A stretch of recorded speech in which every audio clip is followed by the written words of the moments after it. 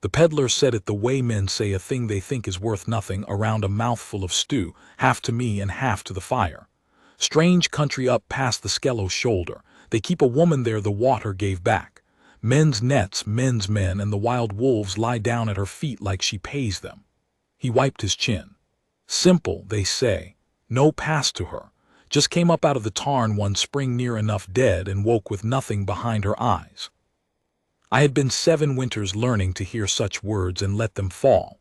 I had ridden to 100 fires and heard 100 women described who turned out to be someone else's, or no one's, or ghosts a village had grown fond of. I had taught myself the discipline of it, the way you teach a hand not to flinch from heat. So I did not move. I sat with my back to the smoke-blackened wall of that way station with the rain hammering the shutters, and I made my face the face of a man who was only warming himself, and inside my chest a bell that had not stopped ringing in 7 years rang once, hard, and would not be still. Speaks to wolves, the water gave her back. Where is Skello? I said, and I heard how careful my own voice was, careful as a man crossing river ice. The peddler squinted at me. Behind him the innkeeper had gone quiet, the way rooms go quiet when a big man stops pretending to be small. 3 days north and up, the peddler said. If the passes are open, they're not this time of year. You not make the Skello shoulder before the thaw. He looked me over, the gray in my beard that had not been there 7 winters back, the cloak worn to its lining, the size of me that no worn cloak could hide. You look like a man who's been told no in a lot of places, friend. I have, I said. And you go anyway. I do. He shrugged and went back to his stew. To him, I was another of the road's broken men, chasing a woman or a debt or a killing across country that would freeze me dead for my trouble. He was not wrong about the country. He was wrong about the rest, because he did not know what I was, and I did not tell him, because a king who says he is a king in a way station is a fool or a beggar, and I had been careful, these 7 years, to be neither. I paid for a bed I did not sleep in. I lay on my back in the dark and listened to the rain, and did the thing I had trained myself not to do, which was to remember. Her name was Eloan. I say it now the way I could not say it then, plainly, because a man who has his mate at his side can afford the plainness.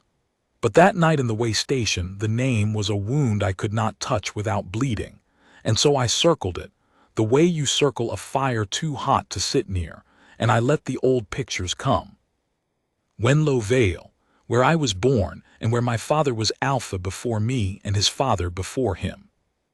A long green valley with a river down its heart and a lake at its foot, silver in the morning and gold at evening, and above it, north, the white shoulder of the ice, the great old glacier that had hung over Wenlow since before there were wolves in it to look up at the thing. We lived under that ice the way men live under anything old and vast. We stopped seeing it. It was the wall of the world. It had always been there. It would always be there. I met her at the water. That is the first thing I will tell my grandchildren, if the moon is kind enough to give me any, that I met their grandmother knee-deep in the shallows of the Wenlow Lake with her skirt kilted up and her hair coming loose, coaxing a tangle of drowned birds out of a fisherman's ruined net, so the man would not lose his whole season for one bad storm. She did not know me. I had been 3 years away in the Eastern Wars, sent by my father to bleed for an alliance, and I had come home a stranger to my own shore. I stood on the bank in my travel dirt, and I watched a woman I had never seen work a knot loose with more patience than I had ever spent on anything, and something in me that had been clenched like a fist for 3 years of war simply opened. I have heard the bond described 100 ways by 100 wolves. My father said it struck him like being knocked off his feet. My war second swore his came as a scent that undid him. For me it was none of that. For me it was quiet. It was the way a room goes when a sound you have lived with so long you forgot it was there, a mill wheel, a wind in a chimney, finally stops, and you understand only in the sudden silence how loud your whole life had been. That was Eloan. She was the silence after a noise I had carried since birth. I did not know until I saw her that I had been ringing my whole life like a struck bell, and she was the hand that stilled the bronze.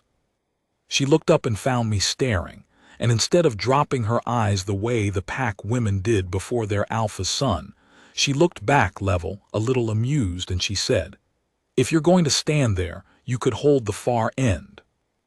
So I waded in my boots and held the far end. I could tell it all, the courting of her, which she made me earn like a poor man, because she did not care a straw that I was to be alpha and cared a great deal whether I was kind. The mating, under a moon so bright the whole vale threw shadows, the first 2 years of us, which were the only truly whole years of my life. But this is not the story of how I had her. It is the story of how I lost her, and how the water kept her, and how I got her back, and to tell that I have to go to the worst day, and I have never in 7 winters told it whole to a living soul, so bear with a slow man telling it now. The war horn came in the spring of our 3rd year. It came from the south, from the alliance my father had bled to make and I had bled to keep, a summons, 3 long notes on a horn that carried up the vale like a hound baying, meaning the treaty is called, come now, bring your spears. My father was 2 years dead by then, and I was alpha, and an alpha who does not answer a called treaty is an alpha whose word is worth nothing, and a pack whose word is worth nothing does not last a generation. I knew all that. I know it still. I would tell any young alpha the same, and I have hated that horn every day of my life since, and I hate it now, and I will hate it when I die. Eloan stood at the door of our hall while I armed. She was not afraid, she was never afraid, not the way other people were. Her courage was a still, deep thing like the lake, but she was grave. "The ice has been talking," she said. I remember I laughed, not unkindly, but I laughed, because I was a young alpha with a horn calling him to war, and I had no ears left for anything else. "The ice always talks in the thaw," I said. "It groans and drops a few stones and goes quiet. It's been talking all winter, Torin. The high shepherds say there's water where there was never water, under it. Working." She came and put her hands flat on my chest over the mail and looked up at me, and I have kept the exact weight of those 2 hands on my breastbone for 7 years, the way a starving man keeps a crust. "Move the low houses up the slope while you're gone. Promise me. The lakeside people, the Mill Row, move them up." "When I'm back," I said. "It's a week's work and I ride within the hour. When I'm back we'll move them, and I'll build you the house on the high meadow you keep asking for, and you can look down at the whole vale and tell me you told me so about the ice." She did not smile. That is the part that wakes me at night still, that she did not smile, and I did not stay to make her. I kissed her at the door, and I told her I would be home by the new moon, and I rode south to keep my word to men who were already, though none of us knew it, less important than the water working in the dark under the ice. The ice dam broke on the 9th day. I was 4 days hard riding away, in a war camp on a dry southern plain, when a runner came who had run himself into the ground to reach me. I could not understand him at first. He kept saying the veil is gone, and I kept saying which houses. Tell me which houses, thinking of a flood, thinking of the low row, thinking I would come home to wet floors and a hard season, and Eloan saying I told you so. He shook his head at me, this half-dead boy, and what he finally made me understand was that there was no low row to be wet, and no Mill Row, and no lakeside, because there was no lake as I had known it. The old glacier had held back, all those centuries, a second lake, a drowned lake, a great cold weight of meltwater pent behind the ice, and when the ice gave, that whole upper sea came down the vale in one night, in 1 hour. In one long grinding roar, the survivors said they felt in their teeth before they heard it, and it took the low houses and the Mill Row and the lakeside, and it took the hall on the rise where I had left her, because the water did not care that the hall was on a rise. It filled the vale to a height no living wolf had ever seen water reach, and then it drained slow over the ruined weeks, and left behind a valley scoured to the bone, a new gray lake where the green heart of Wenlow had been, and mud and silence, and the bodies it chose to give back. It did not give her back. I want to be honest because I have been telling this to myself falsely for 7 years and I am done with that. When I reached the vale and I killed 2 horses reaching it, I did not at first grieve. Grief is for a thing you have accepted. I stood on the new shore of the new lake in the reek of the drowned and I did not accept it. My pack was destroyed. Better than half my people were dead or scattered. My hall was under gray water. And I stood on that shore and I felt under everything, under the horror and the guilt that has never once let go of me since. A single unkillable animal certainty, low and steady as a heartbeat. She is not here. She is not in the water. She is somewhere. Find her. Every wolf who loved me told me it was madness. My war second, who had lost his own mate that night and had the courage to accept it, took me by the shoulders and said the truest, kindest, most unbearable thing anyone said to me in all those years. "Torin," he said, "the bond breaks clean when they die. You'd know. You'd feel the silence where she was. Do you feel it?" And that was the thing. That was the thing I could not explain to any of them and could barely bear to hold myself. I did not feel the silence where she was. I have told you the bond for me was silence, the stilling of a bell I had rung my whole life. So understand what I mean when I say that after the flood, the bell did not go quiet the way it should when a mate dies. It rang. It rang low and it rang far, the way a struck bell rings when you clap your hand on it to stop it and it goes on humming under your palm, so faint you feel it more than hear it coming from somewhere. Somewhere north, somewhere up. A direction that made no sense because the water had come from the north and down, and nothing that went into that flood went up and north, nothing. It was against the whole shape of the land. My second was right about the bond and the silence, but I did not feel the silence. I felt the ringing. And a wolf who feels his mate's bond still ringing when the world tells him she is drowned has 2 roads, and only 2. He can call himself mad and lie down in his grief, or he can get up and go the way the ringing points and keep going, for as long as it takes, until the world proves him wrong or he dies still walking. I got up. I have never once in 7 winters lain down. I made my second the caretaker alpha of what remained of Wenlow. The survivors gathered on the high meadows above the new water line, in the very place she had begged me to move them, so that even my rebuilding was her being right and me being late. I told them I would come back. I told them I would come back with her or come back knowing, and until then the vale was theirs to hold. And I turned north, up, into the high country, toward the direction the bell would not stop pointing, and I began the search that everyone I loved believed was the long, slow suicide of a broken king.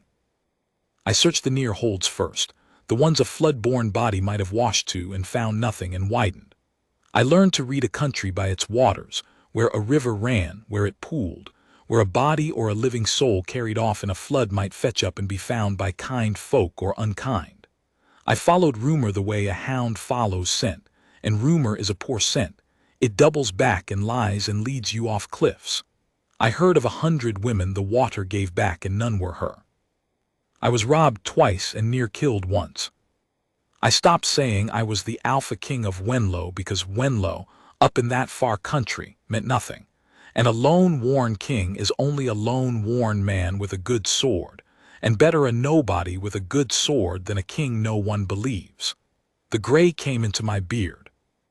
The ringing in my chest never strengthened and never faded, it stayed, that low far hum north and up, so that even on the nights I lay in some stinking barn and called myself the maddest wolf ever whelped, I could put my hand on my own breastbone and feel it, faint, patient, saying only this way, still this way, come. And then a peddler in a rain-soaked way station, wiping his chin, said the water gave her back and speaks to wolves, and up past the Skello shoulder which was north and up. I did not make the passes before the thaw. He was right about that. I sat those last weeks out in a high shepherd's bothy with the ringing in my chest so strong now, so near, that I could scarcely eat, and when the snow finally rotted enough to let a man through, I went up the Skello shoulder on foot, leading a borrowed pony over ground that would have killed a horse, And on the third day I came over a saddle of black rock and looked down and saw the tarn. It was small, as lakes go, a high round eye of water in a bowl of gray stone, so still it held the whole sky.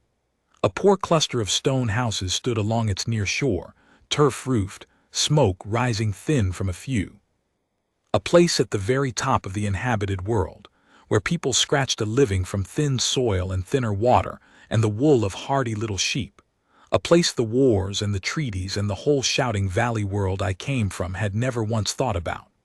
And standing at the water's edge, alone, with 3 wild wolves lying in the shingle around her as easy as dogs at a hearth, was a woman.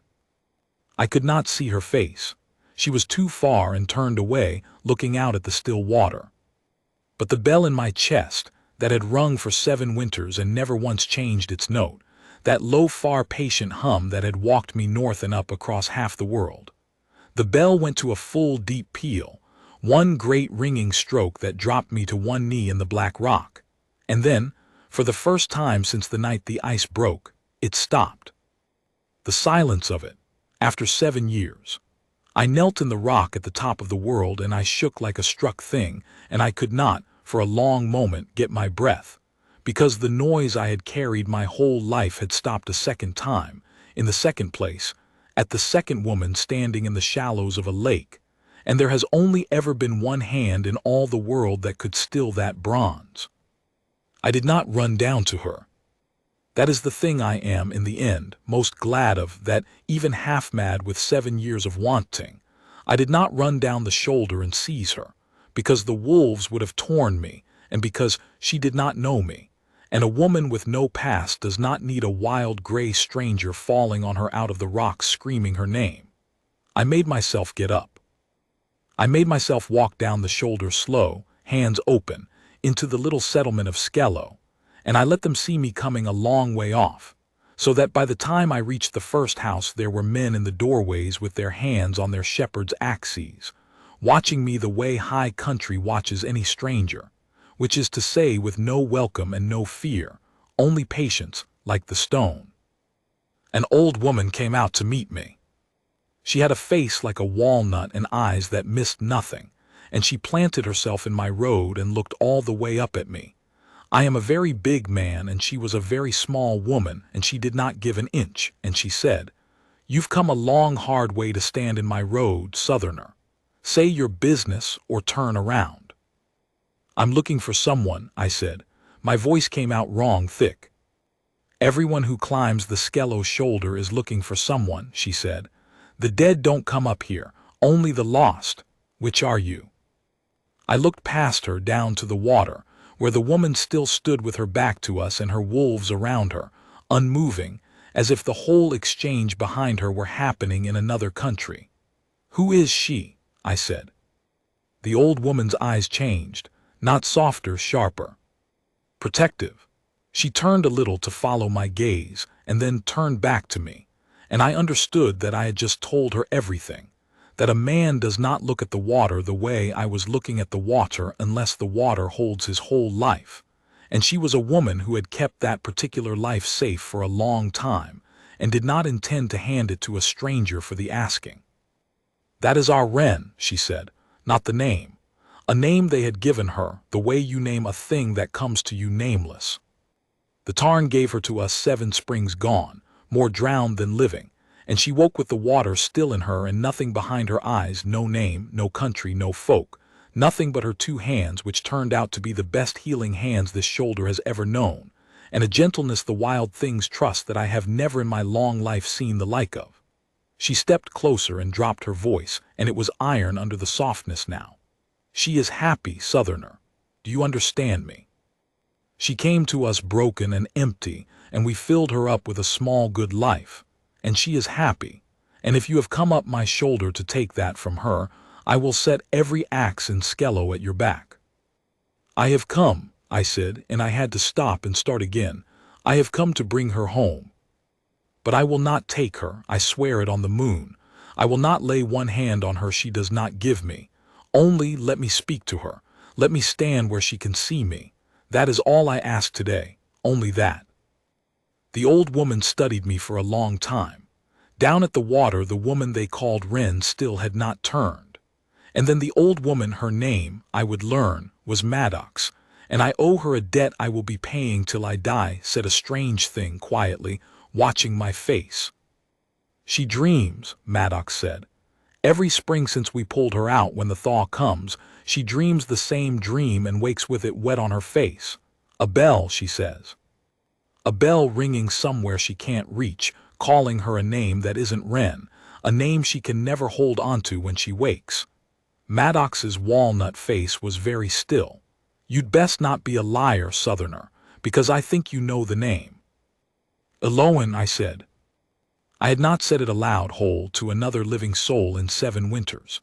It came out of me cracked and quiet, hardly more than breath, and yet down at the water's edge, 40 paces off, with her back to me and the wind off the tarn in her ears, the woman went absolutely still, stiller than she already was, a stillness that ran down through her like a struck note, and one of her wolves lifted its head. She turned around, and it was her. Older as I was older, thinner, the sun and wind of 7 high years on her, her hair shorter, hacked practical the way high country women wear it.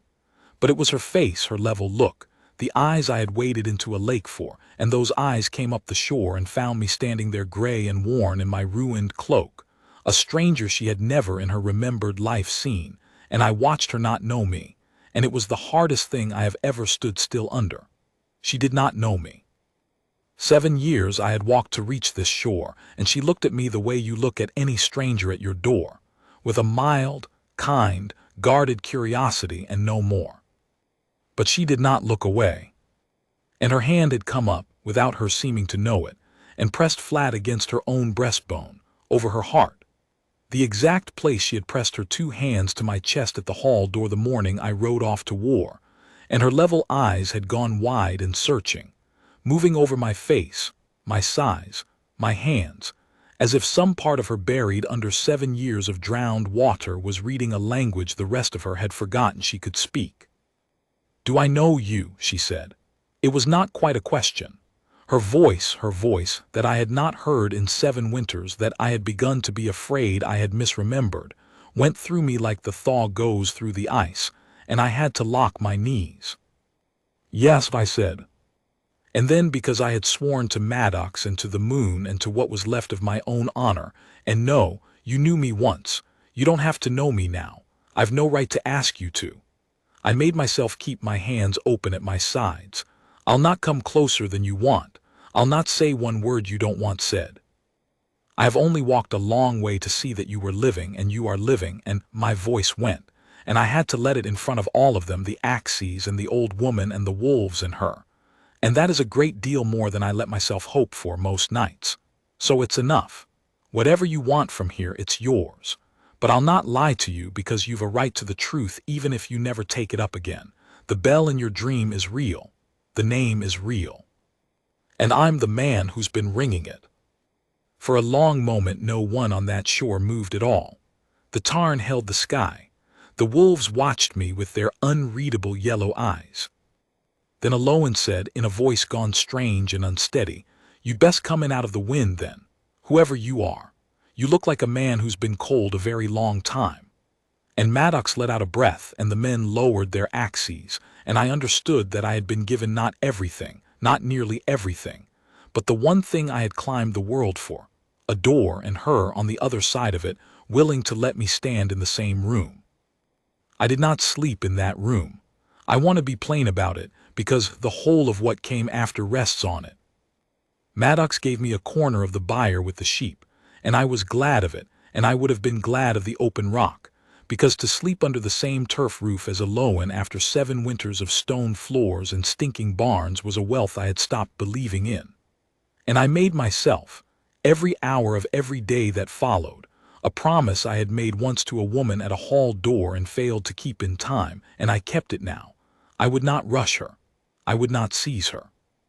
I would not spend 1 grain of the trust these people had built in her by trying to prise her open like a shell. Whatever came back to her would come back at her own pace or not at all, and if not at all, I made myself look at that. In the byre in the dark, The way I had made myself look at the empty shore. If not at all, then I would go on being the gray stranger who mended their walls and carried their water and got to breathe the same air as her. And I would call even that a life richer than the 7 years behind me. So I stayed.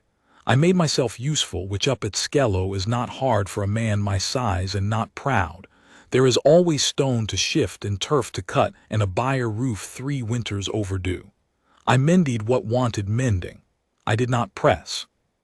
And I watched her live her small good life, the life Maddox had warned me she was happy in, and Maddox had not lied, she was happy in a quiet, worn way, and it near broke me, and it also, strangely, healed something, to see that the water had not, after all, only taken. It had given her these people, and these people had given her back a self, even if it was a self with no roots in it. She was the shoulder's healer. She set the shepherds' broken bones and brought their fevers down and sat up with their birthing wives, and she did it with the same bottomless patience I had first seen her spend on a fisherman's ruined net, and the whole of Skello loved her the way you love the thing that keeps you alive. And the wolves. I had thought the peddler had grown his tail in the telling speaks to wolves, but he had undertold it. There was a wild pack that ranged the high tarns, lean gray ghosts that no high country man could come within a bowshot of, and they came to her.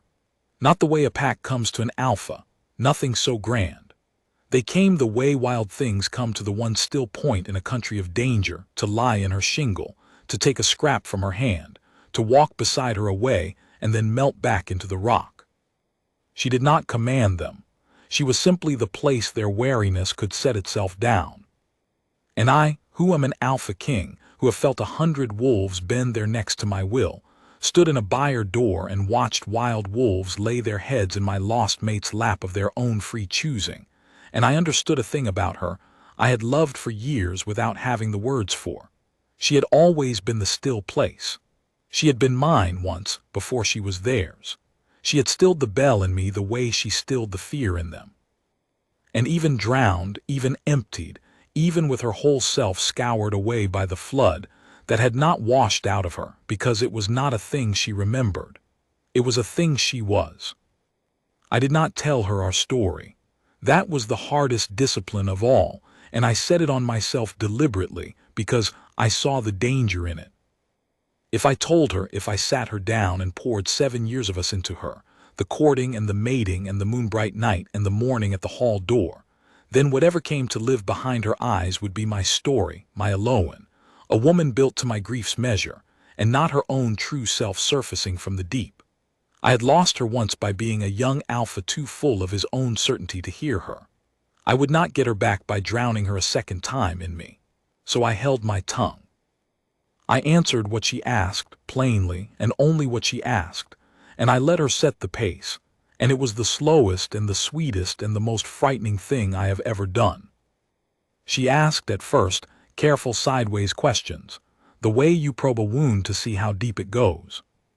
"This name," she said one evening, the two of us cutting turf on the Tarn's east shore, the sky going gold. "The one you say I knew, did you love her, the woman who had it?" "Yes," I said, and cut a turf, and did not look at her, because if I looked at her I would say too much. More than my life, more than my pack, which is a thing an alpha isn't supposed to say, and I'll say it anyway. She was quiet a while working, then, and she loved you. "She made me earn it," I said, and I could not help the smile, the first real one in 7 years, small and helpless. "She didn't care a straw that I was to be a king. She cared whether I was kind. I've tried ever since to be the man she'd have thought was kind. I've not always managed, but I've tried." Eloan stopped cutting. When I finally looked up, she was watching me with those level searching eyes, and there was water in them she had not let fall, and she said, "Lo, when you talk about her my chest hurts, right here." Her hand went to her breastbone again, that same place. Not a bad hurt, a full hurt, like a room that's been shut a long time and someone's opened the window. She shook her head, angry at herself, at the water in her eyes. "I don't understand it. I don't know you. I don't know her. She's a stranger's dead wife, and I've no business grieving her. But I do. Every time you say she's gone, some part of me stands up and says, no, she isn't, no, that's wrong. Why would it say that? Why would an empty woman with no past feel robbed? I set down my turf iron. I chose my next words the way you choose your footing on ice, because everything, 7 winters of everything, was under them. Because, I said, you're not empty, Aloan, you never were, you were flooded, there's a difference. An empty vessel has nothing in it. A flooded one has everything in it under the water, waiting for the water to go down. I made myself hold her eyes. The name I said the first day on the shore. You went still when I said it. And you've never once asked me to say it again, though I think you've wanted to every day, and I think it's the thing you're most afraid of and most starved for, both at once. I'll not say it unless you ask. I've sworn that. But I'll tell you this. On the day you're ready to hear your own name and let it in, whatever comes with it, I'll be standing wherever you want me to stand, and I'll say it as gentle as it's ever been said. There's no hurry in me. I've got no more roads to walk.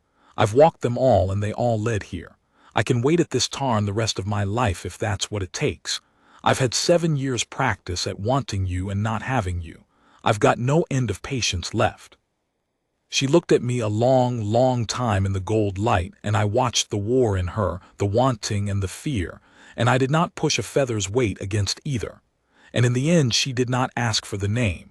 She turned back to the turf and said roughly, "You cut a crooked line, Southerner. Here. Watch how it's done." And I laughed wet-eyed, and I watched how it was done, and I loved her so much in that moment, this stranger. Who was her, this drowned brave woman, building me a lesson in turf cutting to keep from breaking apart, that I could hardly hold the iron. Spring came on up the shoulder. The tarn's ice went from black to gray to open water, and with the thaw the dream came to her, the one Maddox had told me of, and it came harder than it ever had because, I think, though she never said it plainly, because now there was a gray stranger in the byre who had said the bell was real. She began to wake in the night. I would hear her through the turf wall, a cry cut short, and then Maddox's low voice, and then the long silence of a woman lying awake staring at the dark. I did not go to her. It was the hardest not going of my life. But it was not mine to go, and I held. And one gray morning, at the very end of the thaw, she came to the byre door where I was mending harness, and she stood there with her arms wrapped around herself, and her face worn to the bone with no sleep, and she said, without any greeting, the way you say a thing before your courage fails. "It got out last night, the name, in the dream. I heard the whole of it for the first time, and I woke saying it, and Maddox says I said it 3 times before I was even awake." She was shaking, a little, not from cold. "And I've decided I can't live at the top of this water not knowing whether I'm a woman named Wren the tarn gave to Skello, or whether I'm a drowned wife some king's been ringing a bell for across half the world for 7 years. I have to know which, even if knowing takes the small good life I've got. I'd rather have the whole terrible truth than a warm lie. Maddox told me you'd say the same. She told me you climbed the shoulder saying you'd rather come back knowing." Her jaw set. "So, I'm asking. Take me down to the water where it started for me and say my name, my real one, and we'll neither of us look away from whatever comes up." I set down the harness. My hands were not entirely steady. "You're certain?" "No," she said, "I'm terrified." "Come anyway." So we went down to the tarn, the 2 of us in the gray thaw morning light, and the whole of Skello seemed to know somehow, because they came out into their doorways and stood watching, silent, and old Maddox came down to the shore with us and stood a little apart with her walnut face unreadable and her hands folded, and the wild wolves came out of the rock, 3, then 5, then more than I could count, and ranged themselves along the shingle, all their yellow eyes on Aloan, as if they too had been waiting 7 springs for this morning, and would not miss it. She waded out, just to the shallows, skirt kilted up, exactly the way I had first seen her 7 years and a whole ruined world ago, and the sight of it stopped my heart. She turned to face me on the shore, ankle deep in the still water with the sky broken up in silver rings around her legs, and she was pale and she was frightened, and she was the bravest thing the moon ever made, and she said, "Now say it." I stepped to the water's edge. I did not go in. This last pace had to be hers to close, not mine. I looked at her, my lost mate, my whole life, standing in the water that had taken her and kept her, and I let the bell in my chest. Silent since the day I first saw her on this shore, silent for the first time in 7 winters, I let it fill me all the way up, and I opened my hands and I said her name. Elowen. I said it the way I had sworn to Maddox I would, as gentle as it has ever been said. And I watched it reach her across the still water like a stone dropped in the tarn, and the rings of it went out through her, and her whole body took the word the way dry ground takes rain. And then I have tried many times to say what happened then, and words are poor for it, but I will try once more here, because you asked for the whole story and this is its heart. Her drowned wolf woke. I felt it before I understood it. There is a thing every wolf carries, the second self, the beast beneath the skin, and hers had gone down under the flood water 7 years ago and had not risen since. That was the truth of her emptiness. I understood in that instant. Not that her self was gone, but that her wolf, the deep keel of her, had been held under so long the rest of her had learned to float without it. And when I said her name, her true name, the name the bond was keyed to, the name I had been ringing across half the world, the water broke. I felt her wolf come up. It came up the way a diver comes up from too deep, all at once, breaking the surface with a gasp you feel in your own chest, and the bond between us, that low, far, patient hum that had walked me north and up for 7 winters, went in a single instant from a struck bell to a whole cathedral of ringing, both of us, at last, on the same shore. Elowen made a sound I will hear till I die. Not a scream. A breaking open. Her hand flew to her breastbone and she folded forward with the force of it and the water rang around her legs and I nearly went to her. I had my foot in the water but Maddox's hand was suddenly hard on my arm, iron strong for such a small old woman, and she said low, "Wait. Let it come. Don't you dare drown her again by grabbing. Let her come up on her own." And Moon helped me. I held, with everything in me straining forward, I held, and I watched the woman I loved fight her way up out of 7 years of water by herself, because that was the only way it would hold. And she came up. She straightened slow in the silver water, and she lifted her face, and it was her, not the guarded stranger, her. The eyes I waded into a lake for came up the shore and found me, and this time they knew me all the way to the bottom. 7 years and a hall door and a moonbright night and a fisherman's net and the whole of us behind them, and her face broke into the thing I had crossed the ruined world to see, the thing I had stopped believing existed anywhere the water hadn't taken. She looked at me and she knew me, and the tears came down her face like the thaw, and the wolves along the shingle, everyone rose to their feet. "Torin," she said. My name. My own name in her own true voice after 7 winters. I have been called Alpha and King and Southerner and Stranger and Madman, and none of it ever meant anything set beside my own name in her mouth. I could not answer. I could not make a sound. I stood at the edge of the water and shook. A gray, worn king brought all the way to his knees by 2 syllables, and she saw it, and the old sure gentleness came into her face, her healer's gentleness, her Luna's gentleness, and she said the rest of it, the words that end the title of this whole long telling, the words she said to me across the last few feet of the water that had kept us apart for 7 years. "I waited," she said. "I don't, Torin, I don't understand how I lost everything. I lost you. I lost my own name, but even empty, even with nothing behind my eyes, some part of me stood at this water every spring and waited. I waited and I didn't even know what for." Her voice broke and steadied. "It was you. It was always you I was waiting for. You came the long way round the whole world, and I felt you coming, and I waited." And then she closed the last of the distance herself. She came up out of the water to me, and it was her choosing it, every step of it hers, and I did not reach for her until she reached for me. And then I gathered my lost mate into my arms on the shore of the tarn that had kept her, and held her while she wept and I wept, both of us shaking, 7 years of it going out of us into that high still morning, and around us the wild wolves of the Skello shoulder lifted their heads and gave voice, all of them at once.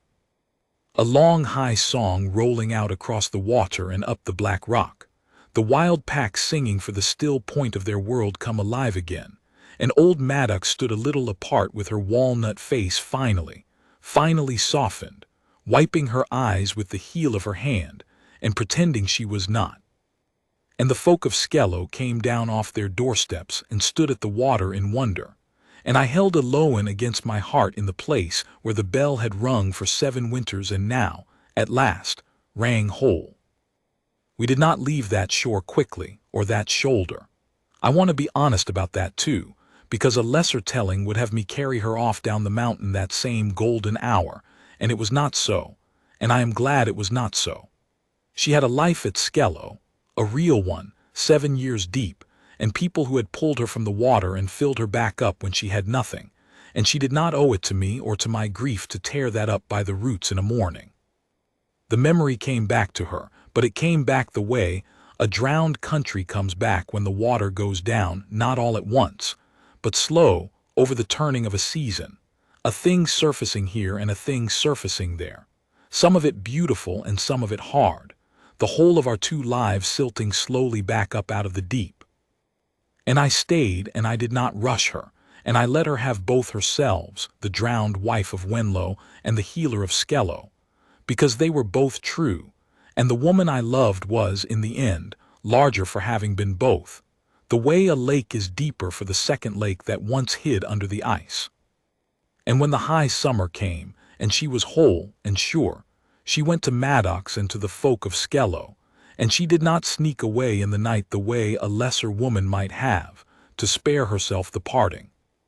She stood up in the middle of them, and she told them the truth, that she was a Lowen, Luna of Wenlo, and that a king had loved her enough to walk the world for 7 years on the strength of a bell only he could hear, and that she was going home to the drowned Vale to help him raise it up again above the waterline. But that Skello was the country that had given her back to herself, and that she would not forget it, and that the shoulder would never want for a healer as long as she drew breath, because she would send them one and train them, and come herself in the high summers when the passes were open all her life, and she kept that word, we keep it still. There is a good healer at Skello to this day, and every summer of my life since I have led a pony up that black shoulder at a Lowen's side, and we sit an evening with old Maddox. She is very old now, and very sharp still, and we watch the wild wolves come down to the water, and a Lowen puts her hand out and they lay their heads in it. The still point of the high country come home for a season, and Maddox says every year, gruff, that we are 2 soft fools for climbing all that way for an old woman and a cold lake, and every year she waits at the top of the shoulder for us before the thaw is even done. We raised Wenlo up. The green heart of it is gone under the gray lake for good. The water kept that, and I have made my peace with letting it. But the high meadows above the waterline, the very ground she begged me to move the low houses to, the morning I laughed and rode away to war, that is where Wenlo lives now, up in the light, above the reach of any flood the ice could ever send, and it was her hands and mine that raised the first roof tree of it together, and I built her at last the house on the high meadow she had asked me for, where she can look down at the whole Silver Lake, and if she wanted, tell me she told me so about the ice. She never has.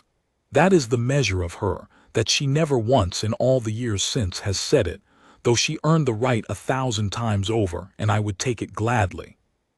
Instead, on the still evenings, she comes and stands beside me at the top of the meadow and slips her hand into mine, and we look down together at the gray water that took so much, and in its own slow, terrible mercy, in its own 7 years, gave the one thing back that I could not have lived without.